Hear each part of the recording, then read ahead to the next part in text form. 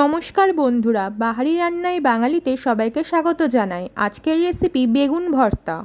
প্রথমে আমি দুটো বেগুন নিয়েছি, একটার পুরোপুরি খোসা ছাড়িয়ে নিয়েছি, পাশেরটারও ঠিক একই রকমভাবে খোসা ছাড়িয়ে নেব। তারপর আমি বেগুন দুটোকে ঠিক এরকমভাবে ডুমো ডুমো করে কেটে নেব।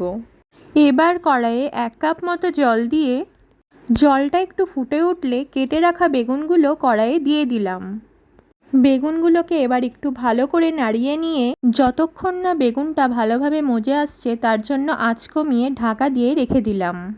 বেশ কিছুক্ষণ পর ঢাকা খুলে দেখলাম বেগুনটা মোটামুটি মজে এসেছে। এবার খুন্তি দিয়ে বেগুনের শক্ত অংশগুলোকে ভালো করে ম্যাশড করে নেব। জলটা যাতে ভালোভাবে শুকিয়ে আসে তার জন্য ক্রমাগত নাড়িয়ে যেতে হবে। এরপর এটাকে কড়াই থেকে তুলে একটা প্লেটে রেখে দিলাম।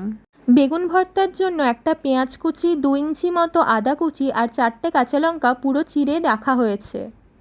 এবার কড়াইয়ে 6 টেবিল চামচ মতো সর্ষের তেল গরম করে তাতে প্রথমে পেঁয়াজ কুচি আর আদা কুচি দিয়ে ভালো করে নাড়িয়ে হালকা মতো ভেজে নিতে হবে।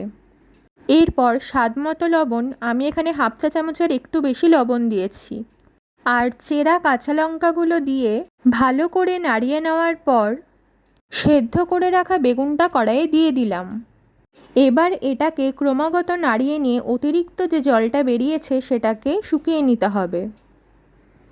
অতিরিক্ত জলটা শুকিয়ে দেখা যাচ্ছে ভালো মতন তেল ছেড়ে এসেছে।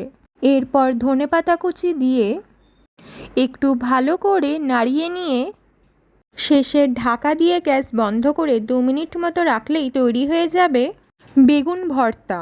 গরম ভাতের সাথে খেতে এটি খুবই ভালো লাগবে।